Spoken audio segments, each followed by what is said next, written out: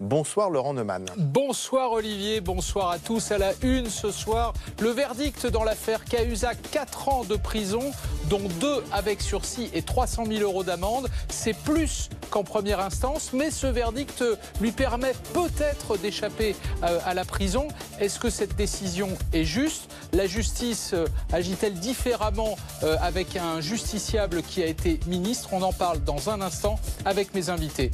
Et puis, comment Jérôme Cahuzac a réagi à ce verdict? Quels ont été ses premiers mots? Est-ce qu'il est sûr et certain d'échapper à la prison? Réponse à 19h30 avec mon invité Jean-Alain Michel. Il est l'un des avocats de l'ancien ministre.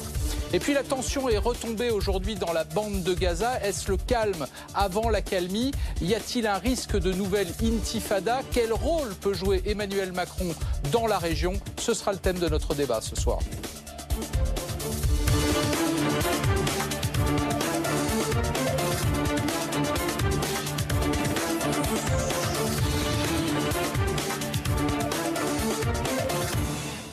Mais d'abord, le journal avec vous, Rachid Embarki. Bonsoir. Un témoignage ce soir sur BFM TV. Oui, celui d'un des policiers qui a neutralisé Ramnat Azimov samedi dernier à Paris. Le terroriste avait déjà tué un passant et poignardé plusieurs personnes dans la rue lorsqu'il s'est retrouvé face à face avec ce fonctionnaire. Graziella Rodriguez avec Sarah Lou Cohen et François Pitrel.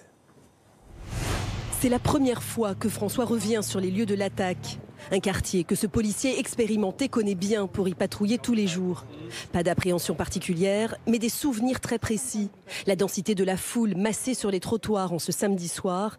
Et ce moment où, avec ses 2 collègues, il s'est retrouvé face à Khamzat Azimov, le terroriste. Au départ, il nous tourne le dos. Et à un moment donné, il se retourne, il nous voit. Et là, il marche vers nous, donc d'un pas déterminé. Donc en criant je vais vous planter, tire. Donc moi j'avais déjà le taser en main. Comme le veut le protocole d'intervention, François utilise en priorité le pistolet à impulsion électrique quand le terroriste est suffisamment proche, à environ 4 mètres. Mais le taser se révèle inefficace à 2 reprises. Un de mes collègues comprend tout de suite que ça commence à être dangereux, donc il sort son arme.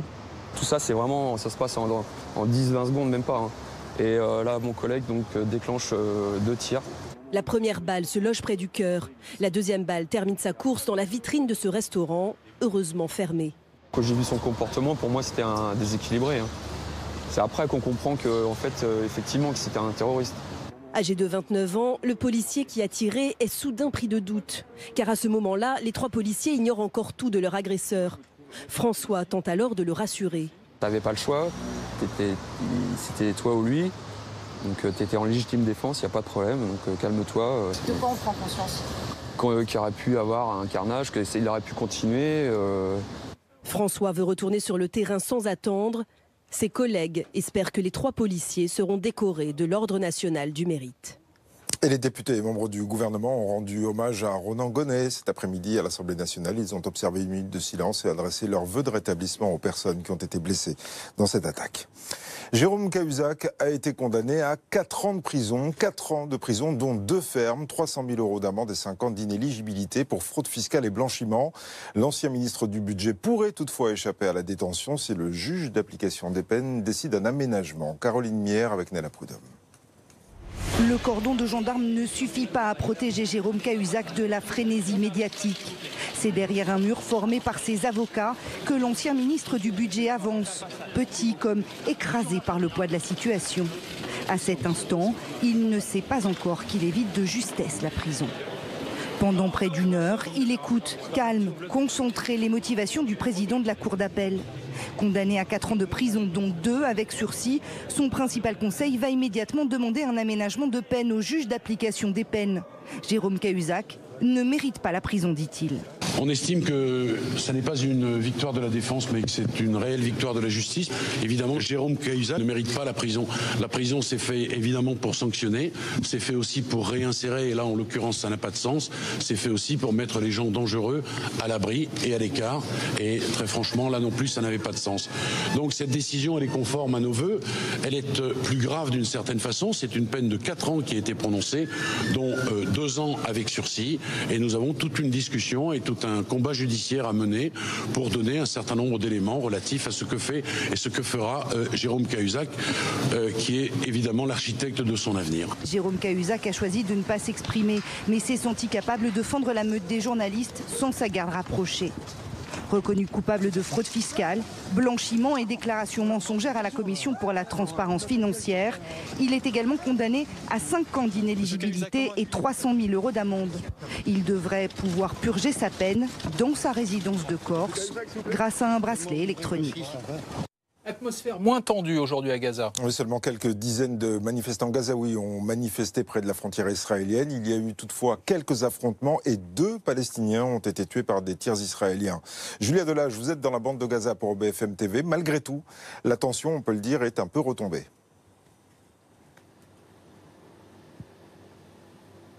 Effectivement, la mobilisation ici à Gaza a marqué un net coup d'arrêt. Aujourd'hui, quelques centaines de personnes, peut-être très déterminées, se sont approchées une fois de plus au plus près de la frontière pour provoquer l'armée israélienne qui, elle, a répliqué à coups essentiellement de gaz lacrymogène. Mais il faut dire que les organisations qui, d'habitude, soutiennent cette mobilisation, comme le Hamas par exemple, eh bien, aujourd'hui, n'ont pas vraiment assuré la logistique, si je puis dire, en tout cas moins qu'hier, ce qui fait que, eh bien, tout simplement, de nombreux manifestants n'ont pas pu se rendre sur les lieux de mobilisation. Il y a aussi évidemment le lourd bilan d'hier qui a sans doute dissuadé notamment les familles de se rendre au plus près de la frontière. Quoi qu'il en soit, on a noté tout de même un net contraste entre l'extrême détermination que nous avons pu constater chez les manifestants hier et le manque de mobilisation aujourd'hui. Julia Delage, envoyée spéciale de BFM TV dans la bande de Gaza avec Charles Kemener. Et sur le plan diplomatique, Emmanuel Macron a téléphoné tout à l'heure à Benyamin Netanyahou, le Premier ministre israélien, pour lui faire part de sa vive préoccupation et l'importance de la protection des populations.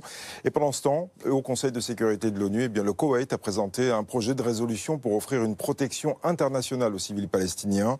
Et de leur côté, les États-Unis ont apporté un soutien sans faille aux Israéliens. L'ambassadrice américaine à l'ONU affirmant même qu'Israël avait fait preuve hier de retenue. Le dispositif de sécurité sera exceptionnel demain à Lyon pour la finale de la Ligue Europa. 1250 policiers, gendarmes et CRS seront mobilisés. La finale opposera l'Olympique de Marseille et l'Atlético Madrid. Seulement voilà, il y a aussi un fond de rivalité entre les supporters marseillais et lyonnais. Patrick Sauce, vous êtes à Lyon pour BFM TV. Les autorités ont voulu prendre toutes les précautions. Oui, parce que ces autorités, elles ont un objectif, c'est de faire en sorte que les supporters des différents camps ne se croisent jamais, ni avant, ni après le match. Voilà pourquoi, depuis quelques jours, les responsables de la sécurité de l'OM demandent vraiment à leurs supporters de se rendre directement de Marseille au stade à Dessines, c'est-à-dire une dizaine de kilomètres d'ici. C'est à peu près la même chose qui est prévu pour les supporters madrilènes qui vont arriver en masse demain, notamment à l'aéroport de Lyon-Saint-Exupéry. Ils seront encadrés dès leur arrivée à l'aéroport jusqu'au stade pour leur propre sécurité. D'ailleurs, mais le problème, l'inquiétude ne le porte pas sur ces milliers de supporters tout à fait pacifistes et qui ce soir rêvent d'une nuit magique demain pour leur club. Non, le problème concerne plutôt quelques centaines d'individus qui n'en ont absolument pas envie, eux, de voir le match, mais plutôt de s'affronter. Il y a d'un côté le Frente Atlético. C'est un groupuscule néo-franquiste, néo-nazi, extrêmement dur, extrêmement violent, composé de près de 3000 membres, mais avec un noyau dur d'une centaine de personnes qui se sont rendus responsables ces dernières années de la mort de 2 supporters adverses. Vous avez également au milieu, si j'ose dire, des supporters lyonnais. Ils sont très minoritaires, on va le rappeler, mais ils sont issus de la mouvance identitaire. On les retrouve notamment chez les Bad Gones ou encore dans le virage sud du Groupama Stadium. Et puis en face, il y a quelques ultras ou des supporters marseillais qui eux sont farouchement antifascistes et qui aimeraient eux pouvoir se frotter à ces néo-nazis très loin du stade. Alors ces supporters ou ces hooligans plutôt, ils savent que le dispositif policier sera très fort, exceptionnel, 2 fois plus qu'un match de l'Euro. Ils savent aussi que la ville de Lyon est un vrai labyrinthe. Voilà pourquoi les services de sécurité sont en train de scruter depuis quelques jours les réseaux sociaux pour savoir s'il n'y a pas de potentiel rendez-vous pour des fights qui sont annoncés. Des fights, ce sont des combats aussi violents que rapides et très difficiles à prévoir entre hooligans. Patrick Sauce en direct de Lyon pour BFM TV avec Justine Fontaine. Et la météo demain matin? Ce sera presque plus calme qu'à Lyon. Dans le gris au sud et à peu près beau au nord, sauf l'Alsace. Les températures matinales de 7 degrés à Aurillac à 13 degrés à Perpignan et aussi à Nice notamment.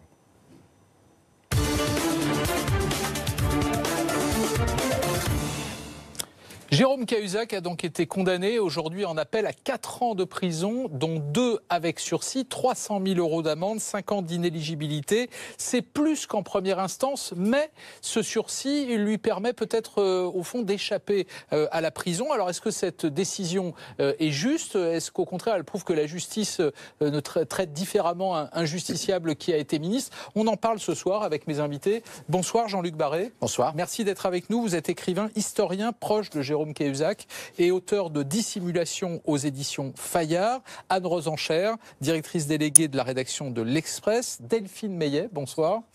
Vous êtes avocat au barreau de Paris. Et puis Hervé Gattegno, bonsoir. Vous êtes directeur de la rédaction du JDD. Avant de vous interroger, avant de vous écouter et de répondre à cette question, je voudrais qu'on réécoute ensemble ce que disait tout à l'heure Éric Dupond-Moretti, l'un des avocats de Jérôme Cahuzac. C'était juste à la sortie du palais de justice. On estime que ça n'est pas une victoire de la défense, mais que c'est une réelle victoire de la justice, parce que cette décision est équilibrée. Elle rappelle évidemment la gravité des faits, elle rappelle le mensonge de Jérôme Cahuzac, elle rappelle sa responsabilité dans toute sa plénitude, elle rappelle aussi sa personnalité. Évidemment, Jérôme Cahuzac, comme nous l'avons dit, ne mérite pas la prison. La prison, c'est fait évidemment pour sanctionner, c'est fait aussi pour réinsérer, et là en l'occurrence ça n'a pas de sens, c'est fait aussi pour mettre les gens dangereux à l'abri et à l'écart, et très franchement là non plus ça n'avait pas de sens. Jean-Luc Barré, vous avez entendu Éric Dupond-Moretti, c'est une victoire de la justice, il ne mérite pas la prison. Est-ce que c'est une décision juste pour vous? Écoutez, c'est pas à moi à dire ce genre de choses. J'ai le sentiment, pour avoir suivi, beaucoup côtoyé Jérôme Cahuzac depuis 5 ans, avant, mais depuis que ce scandale a éclaté, d'un homme qui a largement payé sa faute et sa peine, parce que il y a eu dans la vie de Jérôme Cahuzac depuis le scandale, il a payé sa dette fiscale, largement, et c'est tout à fait légitime, sa dette sociale, parce que c'est devenu un paria. Je l'ai vu dans la rue insulté par beaucoup de gens, et ne pouvant plus mener une vie sociale, sa dette politique, puisqu'évidemment sa carrière est terminée, et même sa dette personnelle, familiale, parce que sa famille est en grande partie détruite, en tout cas sa vie de couple, ça va sans dire, mais aussi beaucoup de choses autour de lui.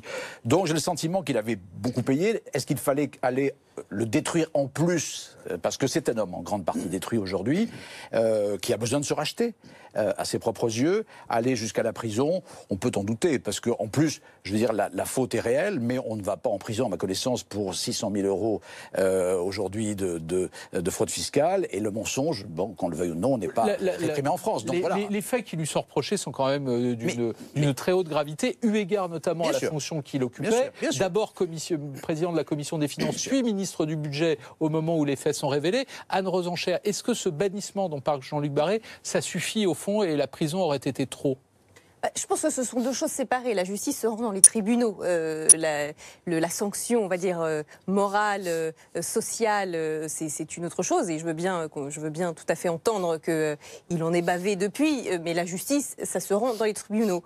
Savoir si ce jugement est juste, ça, c'est un commentaire de professionnel du droit. Au point de vue du droit, visiblement, il est assez équilibré. Mais il faut juste dire que, je ne sais pas comment vont réagir les Français. Il faut juste rappeler que c'est l'affaire la plus incroyable, en tout cas du quinquennat Hollande, qu'on avait quand même l'impression de quelque chose de totalement ubuesque. Je veux dire, le chasseur des fraudeurs fiscaux, qui lui-même en est un et qui pendant plusieurs semaines ment les yeux dans les yeux, comme il disait, et nie en bloc et en détail, ça a vraiment, je pense, changé, abîmé quelque chose encore plus dans la relation des Français aux politiques. Et même ça aura eu un impact plus fort. Je ne suis pas sûre qu'on aurait vécu l'affaire Fillon, entre guillemets, de la même façon s'il n'y avait pas eu l'affaire Cahuzac quelques années auparavant. C'est juste ce que dit Anne Rosenchère. Au fond, il y a le lien de confiance avec les institutions qui est entaché. Il y a la fameuse République exemplaire de François Hollande,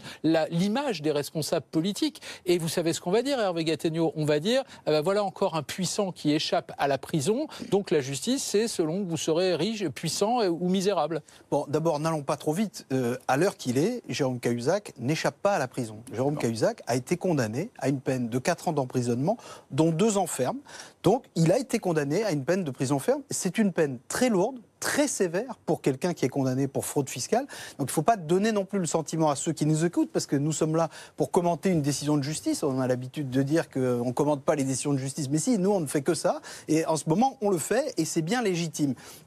Donc cette décision, elle est très sévère, elle est beaucoup plus sévère que la norme en la matière, ça a été dit, et maintenant il y a une autre manche, en quelque sorte, qui va commencer pour Jérôme Cahuzac. Devant le juge d'application des peines. Devant le juge d'application des peines, parce que c'est lui qui va décider si oui ou non Jérôme Cahuzac va aller quelques semaines, quelques mois ou plus en prison ou pas. Et devant ce magistrat, le débat il va être complètement différent, parce qu'il faut savoir qu'en France, il y a un principe pour les magistrats, c'est celui de l'individualisation des peines. Donc chaque affaire est unique. Et donc Anne l'a dit justement, cette affaire-là, elle était encore plus unique que les autres, si je peux dire. Et donc tous ces critères-là, ils ont été utilisés par les magistrats dans la décision qu'ils ont rendue, cette décision de condamnation très sévère. Mais maintenant, le juge d'application des peines, lui, sur d'autres bases, celles qu'on a entendues énoncées par maître Éric Dupond-Moretti tout à l'heure, sur d'autres bases, le juge d'application des peines va décider si oui ou non, est-ce que Jérôme Cahuzac a des garanties de représentation? On a envie de dire oui. Est-ce qu'il a une possibilité de se réinsérer? Autant que la société le lui permet, on a envie de dire que oui. Et pour y ajouter une autre question, un peu symbolique et un peu morale, est-ce que la société française dans son ensemble a vraiment quelque chose de plus à gagner à ce que quelqu'un comme Jérôme Cahuzac aille en plus derrière les barreaux physiquement? Moi, j'ai envie de dire plutôt que non. Alors ça fera sans doute débat. Effectivement, c'est peut-être l'opinion qui en décidera. Delphine Meillet, c'est vrai que c'est une autre partie qui commence maintenant devant le juge d'application des peines. Il peut se passer quoi? D'abord, dans quel délai? C'est 30 jours ou 40 jours, c'est ça? Oui, c'est cela. Et que peut décider le juge d'application des peines? Alors, le juge d'application des peines a deux options, enfin dans son cas deux options, il en a trois en théorie, mais là il en a deux. Soit le principe de la semi-liberté, c'est-à-dire octroyer à Jérôme Cahuzac de sortir la journée et ensuite d'intégrer la prison la nuit. Ça, c'est une première possibilité. Mais je ne pense pas que ce serait celle-ci qui serait retenue. La seconde, la plus probable, ce serait le placement sous surveillance électronique avec un bracelet électronique avec des possibilités de sortie de chez soi. Ce qui est la décision qui a été prise pour son ex-épouse, Patricia Cahuzac, c'est la qui elle aussi la plus est sous pratiquée. bracelet électronique. Oui, c'est la plus pratiquée parce qu'elle est ça ne coûte pas très cher, ça ne demande pas énormément de moyens. On a juste besoin d'une connexion Internet, d'un numéro de téléphone, d'un lieu fixe et d'un... Mais pardon, je vous interromps. Oui. Pourquoi dites-vous le plus probable, c'est que le juge ne choisisse pas la semi-liberté, mais cette surveillance électronique? Alors, là je m'avance, mais pour reprendre vos termes, effectivement, faisons du droit l'individualisation de la peine. Pour le tribunal correctionnel, mais également pour le juge d'application des peines, qui, en fonction de la personnalité, de l'âge, du contexte de l'infraction, qui va rendre une décision. Là, en l'espèce, ça conviendrait, en théorie, à Jérôme Cahuzac. Il y a quand même quelque chose pour le béotien que je suis, pour tous ceux qui ne sont pas des spécialistes du droit, quelque chose de compliqué à comprendre. Le président de la Cour d'appel, au moment de l'énoncé de l'arrêt, de la décision, a dit, je le cite, le recours à l'emprisonnement est pleinement justifié. Et en même temps, il laisse la possibilité à un juge d'application des peines de ne pas l'envoyer en prison. Et quelque chose qui est difficile à comprendre, Hervé Gattegno. Il y a une sorte de contradiction dialectique, mais non, au fond, c'est assez cohérent avec la décision qu'il rend. Encore une fois, il rend une décision sévère dans laquelle un ancien ministre est condamné à 2 ans d'emprisonnement ferme, plus 2 ans avec sursis. Il sait très bien, en rendant cette décision, que le juge d'application des peines aura la possibilité de dispenser Jérôme Cahuzac de l'incarcération. Mais il sait très bien que sur la base de la décision qu'il vient de rendre, l'enfermement est possible, et donc il le dit et il prend soin d'y insister un peu. Alors vous savez, après les magistrats, il leur arrive aussi de faire un peu de stratégie vis-à-vis de l'opinion, parce qu'ils savent que cette décision va être scrutée, non pas seulement par les observateurs que nous sommes, mais par tous les citoyens. Ils le savent, et donc peut-être ils éprouvent aussi le besoin de justifier à la fois cette sévérité accrue par rapport au tribunal, une année de plus de peine qui a été rajoutée, mais aussi la possibilité de cette clémence. Et donc ils font une sorte d'équilibre. Ils utilisent des termes un peu plus sévères, peut-être, pour justifier un traitement qui, lui, sera peut-être un peu plus clément. Alors, vous disiez qu'on commentait une décision de justice. Figurez-vous qu'on n'est pas les seuls, parce qu'on parlait beaucoup de ça aujourd'hui dans les couloirs de l'Assemblée. Je voudrais que vous écoutiez d'abord une série de réactions. La sévérité de cette décision, qui est tout de même sévère, mais surtout la peine qu'il subit depuis que cette affaire est éclatée au grand jour, m'apparaît comme étant suffisante, en quelque sorte, en termes d'exemple. Si sa peine peut être aménagée, c'est simplement parce que, en fait, il a une peine de 2 ans ferme et que ces peines-là sont aménageables. Il n'y a pas de statut particulier pour Jérôme Cahuzac. Et la vérité, c'est que, et je ne considère pas que ce soit un problème, mais il a payé beaucoup plus que n'importe quel autre justiciable. Cette décision aujourd'hui permet à la fois de montrer la gravité de la faute qui a été commise, mais dans le même temps, je crois que la justice a dans ce verdict, donné une réponse qui me paraît juste par rapport à tout ce qui a été dans ce pays reproché aux hommes politiques et ailleurs. C'est pas une décision de clémence, c'est pas un homme politique qui échappe aux jeux de la justice. C'est peut-être ça le pire aux yeux de l'opinion publique. C'est peut-être pas l'arrêt lui-même, la décision elle-même, mais la réaction des hommes politiques qui disent au fond, c'est peut-être pas si mal qu'il aille pas en prison. Oui, écoutez, ma conviction, c'est que par-delà sa faute, qui est réelle, que personne ne peut contester, Jérôme Cahuzac est dans cette affaire aussi une sorte de bouc émissaire. C'est-à-dire que le bouc émissaire, c'est quoi? Par définition, c'est la bête malade dans le troupeau qui donne l'impression que si elle est isolée, que si on l'abat, le troupeau va être régénéré. C'est un peu l'idée. C'est-à-dire c'est très amusant de voir Madame Le Pen prononcer ce qu'elle a dit, ce qui est très bien. Mais enfin, je rappellerai aussi qu'elle a des problèmes d'ordre fiscal. Il n'y a pas que Vous voulez dire qu'elle pense à elle quand elle fait cette déclaration? C'est pas impossible, franchement. C'est à la fois en tant qu'avocate et en tant que justiciable. C'est ça, voilà. Donc, et puis la classe politique est très embarrassée depuis le début par cette affaire, parce qu'il y a sans doute dans cette affaire aussi un certain nombre de choses à dire. Alors aujourd'hui, on parle de cette condamnation qui est effectivement lourde, puisque c'est 4 ans de prison, 2 ans de prison aménageable. Enfin, il y a cette condamnation. Mais il faut rappeler que Jérôme Cahuzac a été également condamné par l'administration fiscale. En matière de fraude fiscale et de blanchiment fiscal, vous avez un cumul de poursuites qui, à mon sens, sont inadmissibles, mais néanmoins, qui ont fait l'objet, d'ailleurs, dans le procès Cahuzac en 2016, le premier devant le tribunal correctionnel, d'une question prioritaire de constitutionnalité. On a interrogé le Conseil constitutionnel pour savoir si une personne poursuivie des mêmes faits, la même personne poursuivie pour les mêmes faits pouvait être poursuivie et par l'administration fiscale et par le tribunal correctionnel. Et on a répondu oui. Et il y a en plus cet après-midi, en fait, si vous voulez, c'est un cumul de condamnations. Et Jérôme Cahuzac a été condamné à payer à l'administration fiscale ce qu'il a fait, 2,3 millions. Donc ça, c'est déjà réglé. Là, il est condamné à 4 ans de prison avec 300 000 € d'amende. Si vous voulez, ça fait 5 ans qu'il subit l'opprobre public. Non pas qu'il n'ait pas, sa responsabilité ne doit pas être mise en cause. Elle est mise en cause aujourd'hui, il est condamné. Mais néanmoins, c'est suffisant. Alors, comme on va être honnête jusqu'au bout, il y avait d'autres réactions politiques aujourd'hui à l'Assemblée, et elles n'étaient pas toutes de la même tonalité. Regardez. C'est au juge d'application des peines de décider ou pas si Jérôme Cahuzac va en prison. Bon, moi, je le souhaite. Je le souhaite parce que Jérôme Cahuzac a non seulement été responsable d'une fraude fiscale importante et qu'il serait temps que, quelque part, ce genre de vol organisé soit pénalisé comme il devrait l'être, c'est-à-dire y compris par de la prison. C'est une bonne chose. Est-ce que la justice devrait être plus sévère? J'en sais rien. En fait, c'est pas à moi de juger. Est-ce qu'il doit aller en prison? Je sais que des gens vont en prison, les gens connaissent, des petites gens qui vont en prison pour moins grave que ce qu'a fait M. Cahuzac. Il y a des petites gens qui vont en prison pour moins que ça. C'est vrai que ça peut devenir un sujet de polémique politique, Anne Rosenchère. Et je pense que la réaction d'Alexis Corbière était meilleure que celle de Éric Coquerel juste avant. C'est-à-dire qu'on peut dire que dans l'absolu, ça ne nous choque pas que quelqu'un qui ait commis la faute que Jérôme Cahuzac a commis, et qui plus est à sa fonction, ça ne nous choque pas qu'il y ait un passage par la case prison. Mais après, c'est pas à nous de le souhaiter. C'est-à-dire que là, c'est justice qui doit être rendue en fonction des différents critères. Ce que vous avez montré dans la première partie des réactions des politiques qui, en fait, disaient bon, bah, finalement, c'est très bien qu'il n'aille pas en prison. Là, déjà, c'est payé, c'était pas si grave. Ça, c'est délétère, excusez-moi. Je pense qu'une partie de toute la séquence qu'on vient de vivre, où tout le monde a dit la transparence, on va trop loin, désormais, on s'est transformé en Saint-Just, etc., on le doit notamment à des gens qui se sont comportés comme Jérôme Cahuzac. Il y a un mouvement de balancier en retour qui est énorme. Et si les politiques ne montrent pas un peu plus d'éthique dans leurs déclarations et dans leur façon de concevoir les choses, eh bien, excusez-moi, on en prend encore pour un petit peu de temps de cette réaction épidermique. Mais il y aurait une démagogie qui consisterait, c'est très dangereux, ça c'est presque du populisme, qui consisterait à dire la justice en réalité privilégie les hommes politiques au détriment des plus modestes.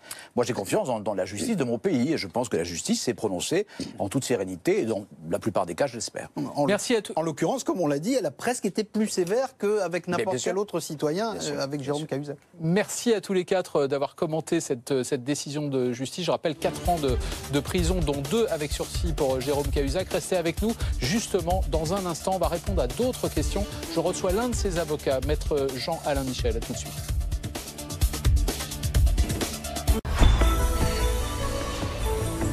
Retrouvez l'appli BFM TV sur votre tablette. SFR Business s'associe à Plus Grand Plus Fort pour faire grandir les entreprises. SFR Business, c'est l'accès au très haut débit et à un portefeuille complet de solutions et de services pour faire de la digitalisation un levier de croissance pour les entreprises. Tu as toujours eu ce regard unique sur le monde qui t'entoure.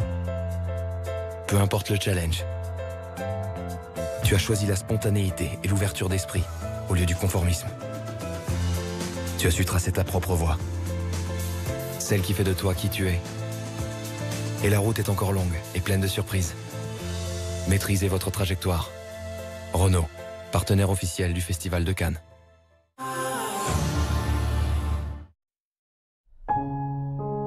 Je t'aime, mon amour. Où es-tu? Saphir orange, enthousiasme.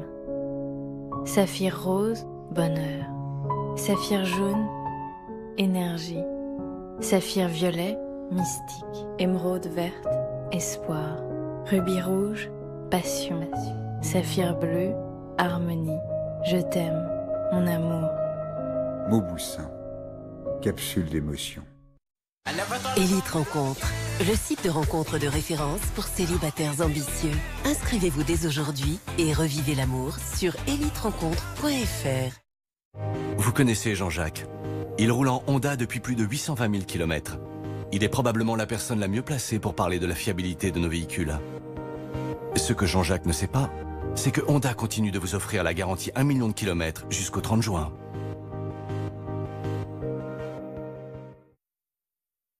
La gamme Civic s'agrandit.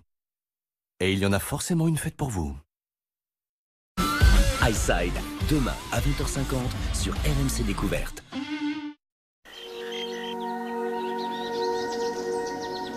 Comme ça, elle respirera mieux.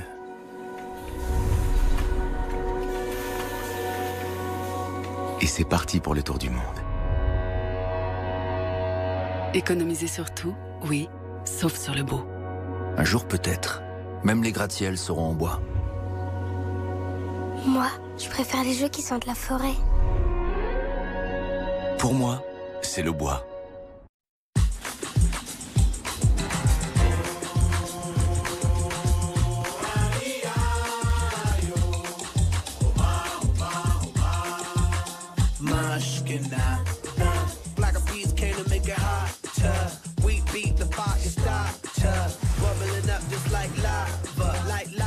Nouvelle Seat Ibiza Urban, avec GPS Europe tactile 8 pouces, full link et aide au stationnement arrière, à partir de 159 € par mois.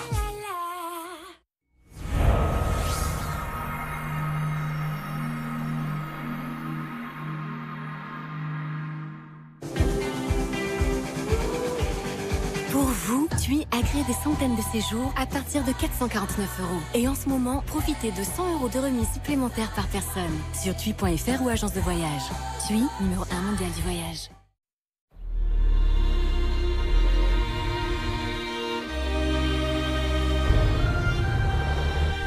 Bonjour, recevez les interviews.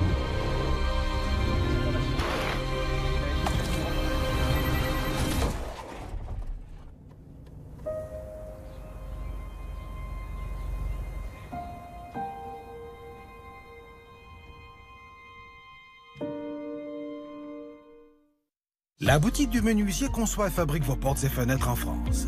La boutique du menuisier pose et entretient toutes vos menuiseries. La boutique du menuisier.fr.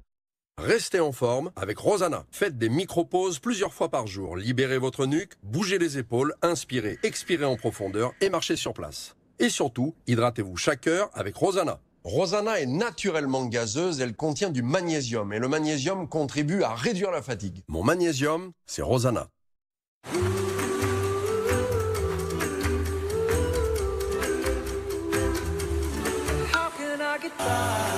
Oh!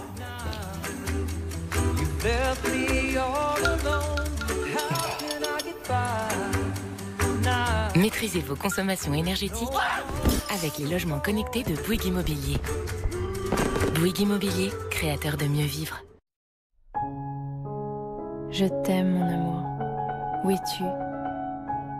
Saphir orange, enthousiasme. Saphir rose, bonheur. Saphir jaune, énergie. Saphir violet, mystique. Émeraude verte, espoir. Rubis rouge, passion. Saphir bleu, harmonie. Je t'aime, mon amour. Mauboussin, capsule d'émotion. Dis papa, on conduit comment dans le futur?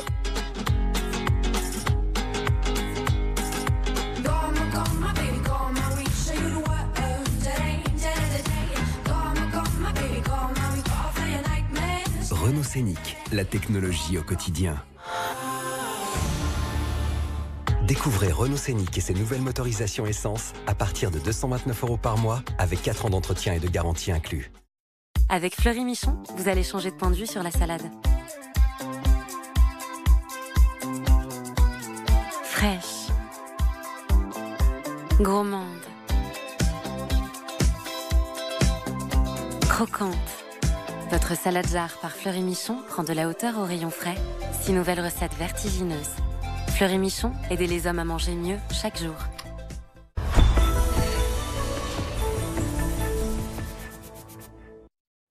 – 19h30, le rappel des titres avec vous, Rachid Embarki. Et d'abord, ce témoignage d'un des policiers qui a neutralisé Khasmat Azimov samedi soir à Paris. Le terroriste avait déjà tué un passant et poignardé plusieurs personnes lorsqu'il s'est retrouvé face à face avec ce fonctionnaire. Il marche vers nous, donc d'un pas déterminé. Donc en criant je vais vous planter, tire, tire. Quand il arrive sur moi à peu près à 4-5 mètres, là je déclenche le tir. Le taser n'a pas été efficace, ça n'a pas fonctionné. Donc à partir du moment-là, un de mes collègues comprend tout de suite que ça commence à être dangereux. Donc il sort son arme, il touche mon collègue au niveau du torse. Donc, et mon collègue là, il riposte et il tire. Et donc ils tombent tous les deux, il emporte mon collègue au sol. Donc l'individu sur mon collègue, il arrive à se relever, il fait quelques pas en titubant. Et là il tombe sur le dos. Et donc après, il convulse un petit peu et je comprends là il bougera plus. Il aurait pu avoir un carnage, il aurait pu continuer dans la rue parce qu'on était un samedi soir, donc il y a beaucoup de monde. Donc voilà, qu'il y a encore d'autres blessés ou d'autres morts. Voilà, propos recueillis par Sarah Le Cohen et François Pitrel. Notez que les parents du terroriste qui était en garde à vue ont finalement été ce soir remis en liberté. En revanche, la garde à vue de son ami strasbourgeois a été prolongée. Jérôme Cahuzac a été condamné à 4 ans de prison. 4 ans de prison, dont 2 ans ferme, 300 000 € d'amende et 5 ans d'inéligibilité pour fraude fiscale et blanchiment. L'ancien ministre du Budget pourrait toutefois échapper à la détention si le juge d'application des peines décide d'un aménagement. Et puis la tension est un peu retombée aujourd'hui dans la bande de Gaza. Seulement quelques dizaines de manifestants gazaouis ont manifesté près de la frontière israélienne. La tension est donc un peu retombée, même si 2 Palestiniens ont été tués par des tirs israéliens. Et puis les joueurs de l'Olympique de Marseille sont arrivés tout à l'heure à Lyon. C'est demain qu'ils disputeront la finale de l'Europa League face à l'Atlético Madrid. Un match qui sera placé sous très haute sécurité.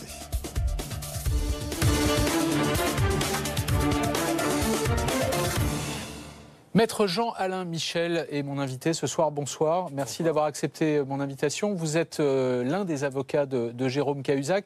On a vu cet après-midi, après l'arrêt de la Cour d'appel, Jérôme Cahuzac sortir du palais de justice, seul, au milieu de la foule des journalistes. Ce qu'on a envie de savoir ce soir, d'abord, c'est quelle a été sa première réaction lorsqu'il a connu cette décision.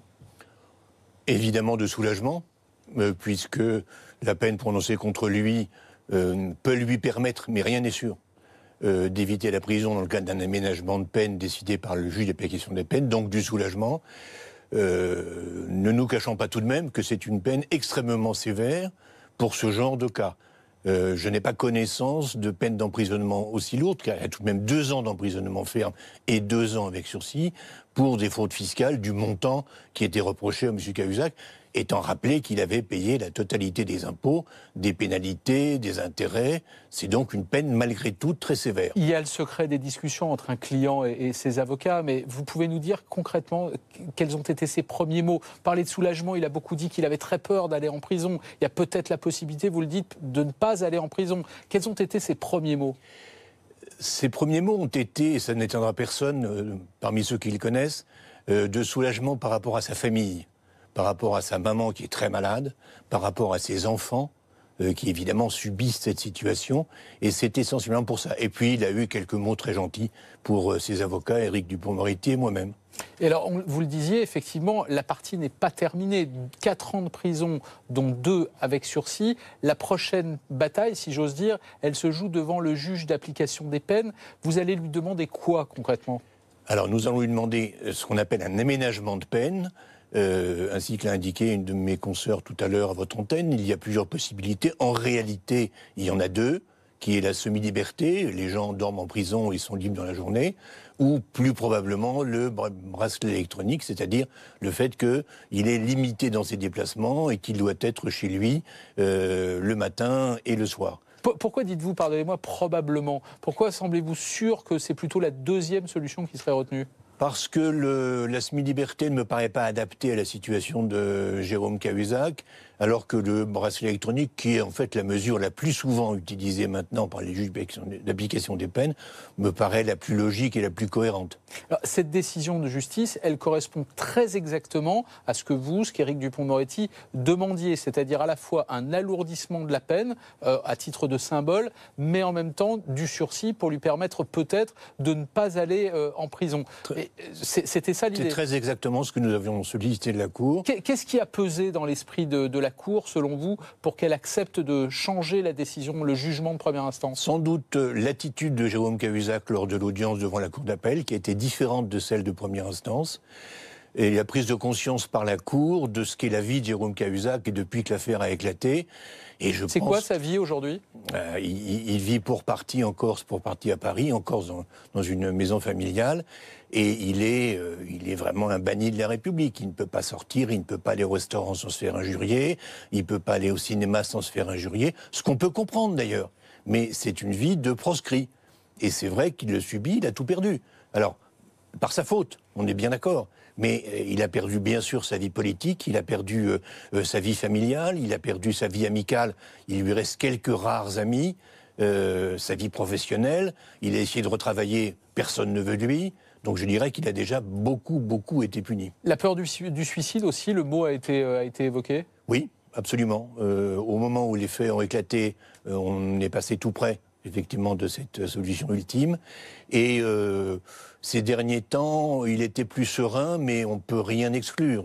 Lorsqu'un homme n'a aucun espoir, si aucun espoir ne lui est donné, que voulez-vous qu'il lui reste? Alors on entend ce que vous dites, le bannissement social, le fait que sa carrière politique est définitivement terminée, sa carrière professionnelle sans doute très compliquée, peut-être même sa vie privée abîmée elle aussi, mais l'opinion publique peut se dire, au fond, voilà encore un puissant qui, alors que les faits sont d'une gravité extrême, va sans doute échapper à la prison. Ça peut être choquant. Alors les faits sont d'une gravité extrême à raison du fait des fonctions qu'il occupait. Ministre du budget. Parce que, en eux-mêmes, ces faits, pardon de le dire, sont d'une relative banalité par rapport à des centaines et des milliers d'autres affaires. Oui, mais le ministre du budget, chasseur de fraudeurs, qui lui-même... Nous sommes absolument d'accord.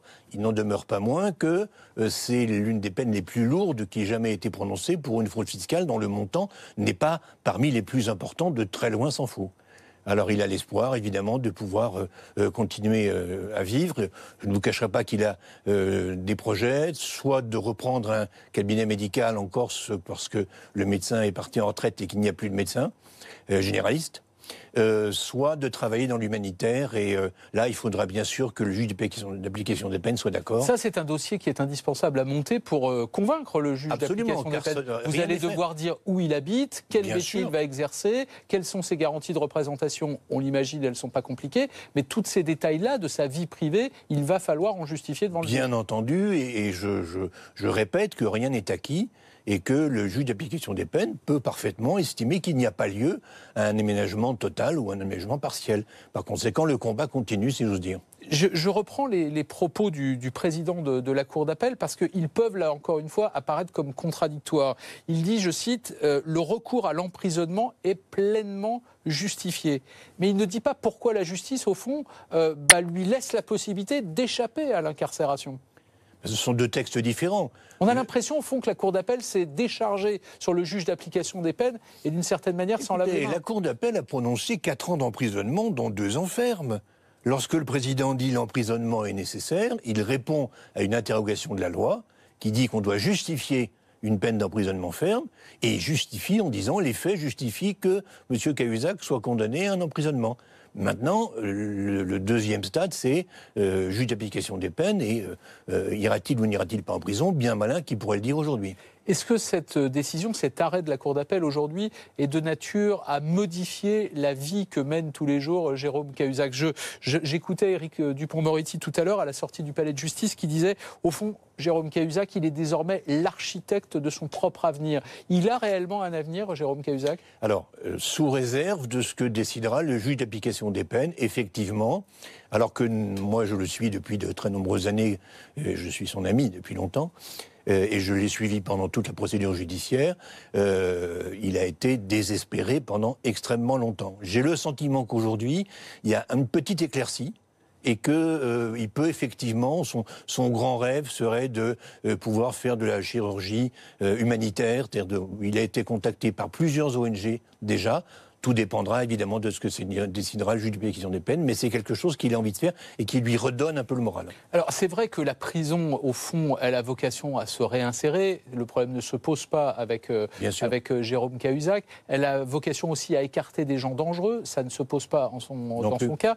En revanche, la peine, elle a forcément valeur d'exemple. Est-ce que, encore une fois, le fait qu'il n'aille pas en prison, c'est ce que vous allez demander au juge d'application des peines, est-ce que ça risque de faire perdre à cette décision de justice sa valeur d'exemple?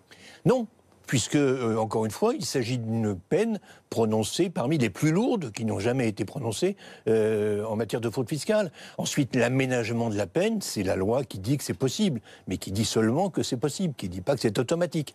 Ne nous trompons pas, il n'y a rien d'automatique. Quand le juge d'application des peines, pour finir, rendra sa décision, vous l'avez déjà saisi? Non, il faut attendre le délai de pourvoi en cassation, bien sûr, mais j'ai appris que le parquet général n'envisageait pas de pourvoi en cassation, nous non plus.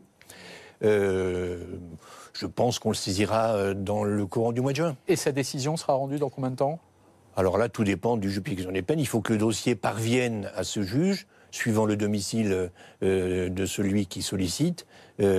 Actuellement, il vit en Corse, donc il est probable que ce sera le juge d'application des peines d'Ajaccio qui sera saisi. Il faut que les dossiers soient transférés. Ça va prendre de nombreuses semaines, à mon avis. Merci Jean-Alain Michel d'être venu nous voir. Je rappelle, vous êtes l'un des avocats de Jérôme Cahuzac et je peux le dire, vous êtes un de ses proches, de ses amis. Merci beaucoup. Merci. On va revenir sur la situation au Moyen-Orient. La tension est un peu retombée aujourd'hui dans la bande de Gaza. Jean-Yves Le Drian était interrogé cet après-midi, c'était à l'Assemblée nationale, le ministre des Affaires étrangères. Et la question qui se pose ce soir, c'est le rôle que peut jouer la France. Jean-Yves Le Drian a commencé à aborder, à évoquer éventuellement la réponse. Nous avons un désaccord sur le fond. Jérusalem a vocation à devenir la capitale de 2 États au terme d'un règlement négocié. Et nous avons un désaccord sur l'opportunité, car le Moyen-Orient est confronté à suffisamment de tensions, au terrorisme et à la multiplication des crises et au blocage du processus de paix. Ajouter une action de ce type à la situation que nous connaissons était vraiment une inefficacité opportune. Alors je le disais, la tension est retombée un peu aujourd'hui dans la bande de Gaza, mais la question qui se pose, c'est évidemment de savoir si au fond, ça n'est pas le calme avant la tempête. Et pour répondre à cette question, 2 invités ce soir. Sarah Daniel, bonsoir. Bonsoir. Vous êtes grand reporter spécialiste du Moyen-Orient et chef du service étranger à l'Obs. Et puis Charles Anderlin, bonsoir. Vous êtes écrivain, ancien correspondant de France 2 à Jérusalem. C'est ça la question au fond. Est-ce que ce soir, on peut dire que c'est le calme avant la tempête? On est en période de début de Ramadan. Est-ce qu'il y a des risques de nouvelles intifadas ou est-ce que les choses vont se calmer? Écoutez, tout peut arriver. Apparemment, les Égyptiens et les Jordaniens sont intervenus auprès notamment du Hamas pour essayer de calmer les choses. Mais après un bilan aussi lourd, il faut s'attendre encore à des affrontements dans les jours qui viennent. Seront-ils très importants, aussi sanglants? Serait-ce à nouveau le bain de sang d'hier? On ne le sait pas encore. Alors Mahmoud Abbas, on l'apprend ce soir, a rappelé son ambassadeur à Washington, l'ambassadeur de l'autorité palestinienne. Est-ce que ce calme-là est trompeur? Est-ce qu'il va encore se passer des choses, notamment d'ici la fin de la semaine, Sarah Daniel? Il faut comprendre que le Hamas a quand même intérêt à faire envenimer un peu les choses. Ce mouvement, qui est un mouvement spontané, a été évidemment après contrôlé, un peu coordonné par le Hamas. C'est vrai qu'hier, pardonnez-moi, mais hier on a vu des drapeaux palestiniens. On n'a pas vu beaucoup de drapeaux du Hamas, en l'occurrence, parmi les manifestants. Ils n'ont pas intérêt non plus à s'afficher trop, mais c'est évident qu'ils suivent et qu'ils embrayent sur ce mouvement, qui est un mouvement pacifiste, qui s'est un moment placé sous le signe de Mandela, mais dont ils ont compris qu'ils pouvaient tirer, et on le voit, en tout cas, une grande émotion de la communauté internationale, et à juste titre. Je veux dire, ces épisodes sanglants ont été quand même très, très dramatiques. Donc le Hamas n'a pas intérêt tellement à faire que les choses se calment. Et ils sont engagés, il faut le rappeler, aussi dans une dispute avec le Fatah en Cisjordanie. Mais on essaye de les faire se réconcilier. L'Égypte pousse à cela, mais c'est très difficile. Alors il y a une question aussi qui se pose, pour ceux qui ne connaissent pas aussi bien que vous cette région. C'est pourquoi ce silence assourdissant des capitales arabes? Au fond, la presse des pays arabes a évidemment évoqué ce qui s'est passé hier, ces 59 morts, ces milliers de blessés. Il n'y a pas eu vraiment de réaction diplomatique. Ça peut étonner ceux qui ne connaissent pas cette région, Charles Anderlin. Bien écoutez, les Égyptiens ont besoin de la coopération sécuritaire d'Israël dans le combat contre Daesh dans le Sinaï. Il en est de même pour le roi de Jordanie, le roi Abdallah. La Jordanie a une coopération sécuritaire très importante avec Israël, et je suis persuadé que tous deux ont appelé les chefs du Hamas en leur disant « Attention, il faut arrêter, nous ne pouvons pas nous permettre une grande crise avec Israël ». À cela, vous avez également probablement l'intervention du Qatar. Est-ce que cela suffira à calmer la population? Est-ce que le Hamas parviendra à faire marche arrière? On le saura au cours des prochains jours. Mais c'est vrai qu'à part le Koweït, qui a appelé à la réunion du Conseil de sécurité des Nations Unies, on n'a pas beaucoup entendu les dirigeants arabes, Sarah Daniel. Non, mais tout a changé, toute la donne a changé au Moyen-Orient, et maintenant l'ennemi principal, c'est quand même l'Iran. Et donc, il y a une recomposition autour de cet ennemi principal. Et notamment cet axe entre Israël, les États-Unis et l'Arabie Saoudite. Absolument. Et rappelez-vous que c'est l'Arabie Saoudite qui pousse Mahmoud Abbas à accepter la solution qu'on ne connaît pas encore complètement américaine, et en tout cas de changer sa capitale et de la déplacer de Jérusalem à Abu Dis, ce qui est quand même paradoxal quand on connaissait la situation antérieure. L'autre surprise, peut-être, c'est l'inertie que certains jugeront coupable de l'Union européenne. On a découvert qu'au moment de l'inauguration de cette ambassade à Jérusalem, cette ambassade américaine, au fond, il y avait des représentants de l'Autriche, de la République tchèque, de la Pologne, de la Hongrie, en tout cas. De l'Europe de l'Est, qui a d'excellents rapports, d'excellentes relations avec M. Netanyahou, qui les soigne d'ailleurs beaucoup. C'est à peu près la même vision idéologique. Donc du coup, pas de réaction officielle, commune, unitaire de l'Union européenne. En même temps, ce n'est pas les plus fervents pro-européens, les pays que vous avez cités. C'est vrai. Mais il y a quand même eu une condamnation très, très ferme de Mogherini et des principaux pays occidentaux et européens. Alors depuis la journée d'hier, évidemment, et l'installation donc de cette ambassade dans le quartier d'Arnona à Jérusalem, au fond, Emmanuel Macron a publié un communiqué. Il a redit quelle était la ligne directrice de la politique française dans cette région du monde. Mais on se demande le rôle que peut jouer la France, a fortiori tout seul. Il a un rôle à jouer, Emmanuel Macron, concrètement ? Écoutez, au niveau de l'Europe, il faut savoir que c'est quand même la communauté internationale, et en particulier l'Europe, qui continue de financer l'autorité autonome à Ramallah, qui fait que, en fait, le gouvernement israélien, l'occupation ne lui coûte pas un shekel, ni rien du tout. La police palestinienne poursuit sa coopération avec les services israéliens, avec l'armée, avec le Shin Bet pour lutter contre le terrorisme. C'est financé notamment grâce à vos impôts, à vous Européens. Et si un beau matin cela devait changer, je crois que le public israélien se poserait nettement des questions. Tous les diplomates européens à Jérusalem qui travaillent avec les Palestiniens vous disent « Nous, l'Europe, nous ne faisons que financer l'occupation ». Mais Emmanuel Macron a multiplié les échanges diplomatiques depuis hier.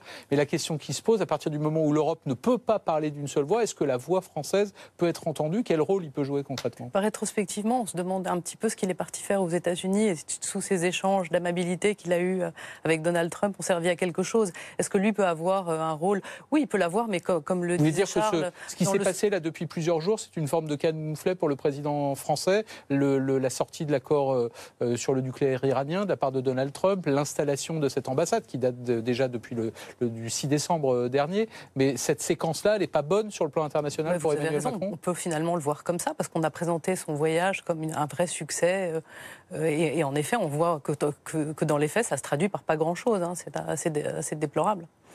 Alors, autre chose que j'aimerais comprendre ce soir, est-ce qu'il n'y a pas aussi des raisons de politique intérieure? Parce qu'au fond, Donald Trump, il respecte une promesse de campagne à propos de cette ambassade, mais il parle aussi à son électorat à quelques mois des élections de mi-mandat. Est-ce qu'il y a une raison de politique intérieure aussi à cette décision de géopolitique avec les conséquences qu'on voit? Écoutez, très certainement. À cette cérémonie d'inauguration hier, on a eu 2 pasteurs évangélistes. D'ailleurs, l'un d'entre eux promet l'enfer aux Juifs et que pour lui, l'islam n'est pas une véritable religion. Il a pris la parole à Jérusalem et puis il y avait le pasteur Hagui qui lui aussi a sa vision de l'arrivée en enfer des Juifs lorsque le Christ reviendra. Donc c'est un véritable geste envers les évangélistes sur lesquels s'appuie Donald Trump. Même question pour le Premier ministre israélien. On le dit embourbé dans des affaires judiciaires, traqué par la justice pour des affaires présumées de corruption. Au fond, toute cette histoire-là lui permet de passer à autre chose. Absolument. En tout cas, on peut le soupçonner parce que les Israéliens n'avaient pas tellement intérêt à répliquer de cette manière aussi violente, alors qu'on est dans un contexte, comme on le disait avant, où les Palestiniens se disputent entre eux. Donc cette réplique aussi violente, soit c'est une hubris parce que le contexte international est si favorable et les Américains sont tellement derrière les Israéliens soit c'est en effet une manière de noyer le poisson et de se prémunir. Je crois pas. Je crois que d'abord cette réaction aux manifestations palestiniennes était prévue, était prévisible. Quant aux affaires auxquelles Netanyahou est confronté, vous savez, il n'y aura pas de procès s'il y a mise en examen avant au moins 1 an et demi. Et d'ici là, il caracole dans les sondages. Les derniers sondages font passer son parti, le Likoud, de 27 mandats de député à 35, 37. Certains lui donnent 42.